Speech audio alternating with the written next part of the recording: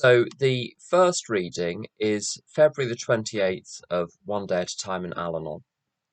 We are advised to detach our minds and emotions from the problems created by alcoholism. This does not mean detachment from the alcoholic who needs our loving understanding. When I learn to disentangle myself from a difficulty, it will be easier to think it through. I will remind myself to pause and analyze. This will keep me from impulsive decisions and give me time to devise constructive action. Each time this happens, it may seem a small conquest, but each helps me to build a serene stability. And the big book reading from page, I think, 5. I was to test my thinking by the new God consciousness within. Common sense would thus become uncommon sense. I was to sit quietly when in doubt, asking only for direction and strength to meet my problems as he would have me. Never was I to pray for myself except as my requests bore on my usefulness to others. Then only might I expect to receive, but that will be in great measure. I'm going to post those in the chat. I seem entirely to have lost them now, so, well, they'll be on the Discord server. There we go. So the topic is this question of pausing and thinking. I heard someone a few days ago, and it rather struck me when they said it. They said that their basic MO in life was ready, fire, aim. So you take action, then afterwards you think about it, and you think, oh dear, I really probably shouldn't have done that at all.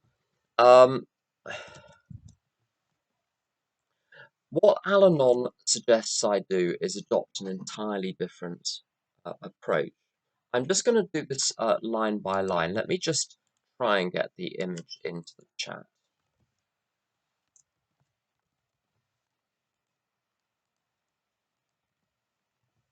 There we go. We're advised to detach our minds and emotions from the problems created by alcoholism. To detach my emotion, to detach my mind, it's really the same thing. I used to think that my emotions were this sort of free-floating thing that was happening to me, rather like the weather. And they're not. I consider it now to be the case that if you have a coin with two sides, one side is the emotion, which is the rather obvious bit. It's the sensory bit. I'm given to understand that emotions are chiefly a physical phenomenon. But the other side of the coin is the thought or perception, which is giving rise to it. And it's the same as if you touch a table. You know you're touching a table or an apple because of the sense. And on the other side of the sense is the thing which is giving rise to the sense. So what this is really about is detaching my thoughts from the topic, from the subject matter in question. And I'll use an example. That I was talking to someone who I think is in the room earlier today, and they were talking about a work problem. I won't go into the problem, of course, because that's their problem. Well, everyone's got a work problem, haven't they? Well, one or another. Either they've got a problem finding work, or they've got some work and they don't like it. Those are your two basic work problems. And what is detachment? And I have work problems. I have situations where I get upset about work. And it's always very easy to see your way through someone else's situation, but it's impossible to see yourself, see your way through your own situation. And I think the way detachment for me happens is through step 12, by sponsoring other people and getting asked the same question essentially over and over and over again. One knows the answer automatically. And in trotting out the answer to someone else, sometimes even glibly or archly, one suddenly realizes, well, that's very useful advice for me. That's precisely the answer to my problem. Sometimes one doesn't even know one has a problem until one gives an answer to someone else's problem. Then one realizes, well, that's the answer to the problem I didn't even know I had. I feel a lot better now. And I'll give an example of what detachment looks like with my work. And I said rather glibly to this person, all I do, and it's glib, but it's sort of true, not sort of, it is true. I go in to work in the morning. I don't work for an employer or other people. I work for God. And I say to God, what do you want me to do today? And I look at my computer, I open it up, and there are words. There's a screen which is lit up, and there are words. And some of the words tell me to do things. And so if there's something to do, I do it. If there's more than one, I choose which order I'm going to do the two things in. And as there are 15 things I choose, I have to select from those. Then I put the few in order and then I do them. It's literally, that's all it is. Within each task, um, people have heard me say this before, I'm sure, but uh, when someone asks my other half what I do for a living, he used to say typing because that's really what I do all day. I sit at a computer and I type. Now when people ask him, he says spelling. Because that's really what I'm doing when I'm typing. I'm spelling words one after another. All I have to do is spell the words. When I've finished spelling, I go home again. And then my job is no one at work has ever said, when you go home, we want you to think very, very hard, have a good, long, hard think about your job. No one's ever asked me to do that. And report back tomorrow what you thought about your job. No one's ever done. So when I get home, my job is not to think about my work. And over the weekend, my job is not to think about my work because it's not one of my work tasks. Now, this doesn't mean I'm a complete fool. It means I'm something of a fool, but maybe not a complete fool. Because occasionally proportions have to be adopted. So I think somewhere between a 16 and a 20-point plan of options I might activate if I get to the end of the financial year and I haven't earned enough to cover my costs. I have savings, so there's a bit of a buffer there. But I made a long list of things I could do to change what I do for a living or expand it or find new clients or whatever. And I got that list and I leave it there. I don't think about the list because I've never got to the end of a financial year and discovered I haven't earned enough money, partly because I'm frugal and trust God in my spending, partly because God seems to be doing a pretty good job of looking after my finances. All I have to do is the thing which is in front of me, and God looks after my finances. I'm not paid by any of my so-called employers or clients. I'm paid by God. But for some reason, I don't understand this. The money has to go through their bank accounts to get to mine. It doesn't come from God's bank account. Someone will have to explain that to me. But the system seems to work. So I'm going to trust it. What else does it say? When I learn to disentangle myself from a difficulty, it will be easier to think it through. I will remind myself to pause and analyze. Now, the disentangling myself, um,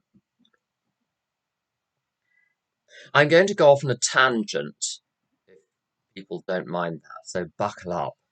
Um, I, uh, I have something of an acquaintance with ancient languages, Latin, Greek, and biblical Hebrew. And it's very, very interesting when one compares the Hebrew Bible to the Septuagint in Greek, to the Latin Vulgate, which is based on the Septuagint, and then the King James Version, and then the modern versions.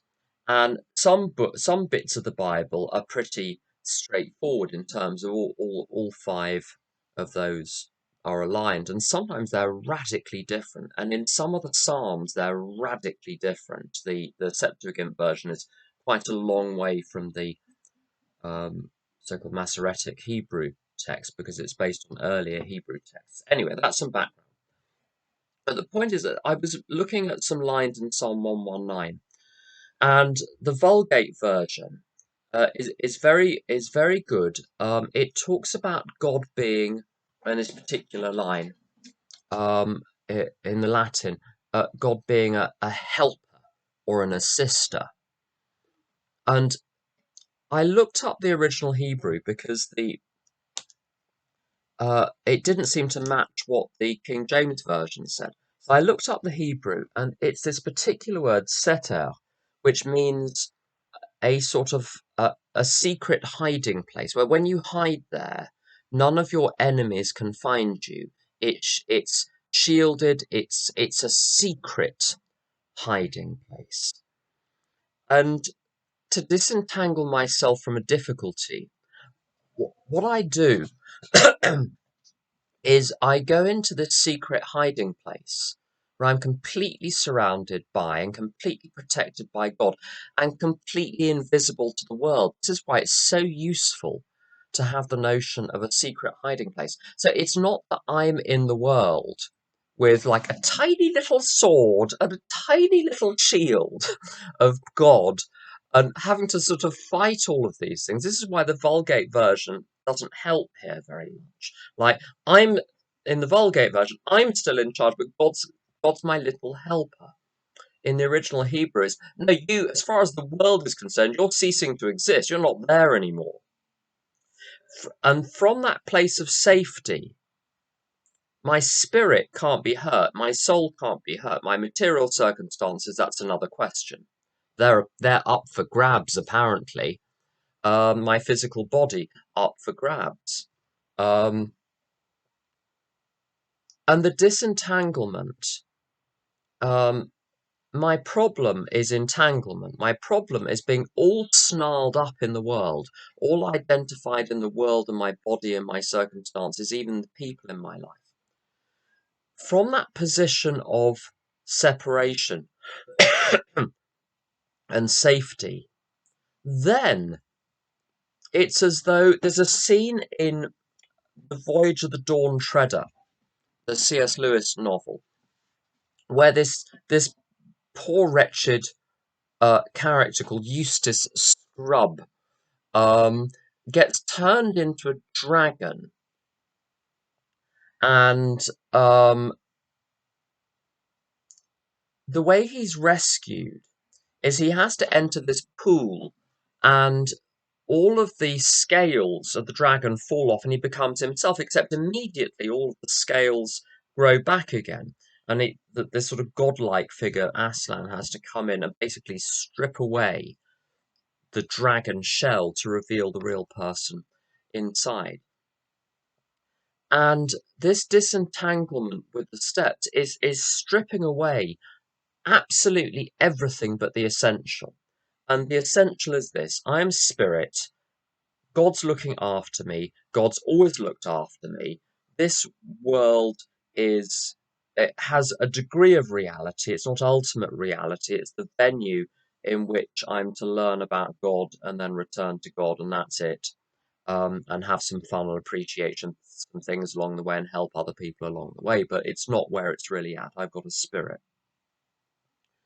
I am a spirit.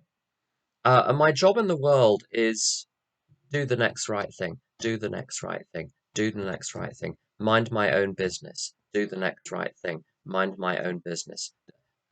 That little dance, those two things. And people talk about this, having a big life. I don't have a big life. I have a tiny little life of the next right thing, trust God, appreciate what's going on. I don't want a big life sounds like an awful lot of responsibility, and I'm not good with responsibility. Give me one thing to do, and I can do it. And from that position of complete detachment, I'm in a state of pause. Pausing is not something I do within a flurry of activity. It's not a moment of reprieve within the wind tunnel. It becomes the basic state.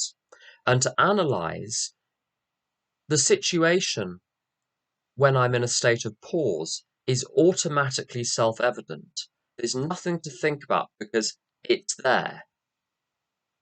If I'm in a wind tunnel, trying to think when I'm entangled is like trying to thread a needle in a wind tunnel. It if it works, it's only by accident. So that's why I love this reading, and that's why I picked it. Pause, disentangle, detach. I'm going to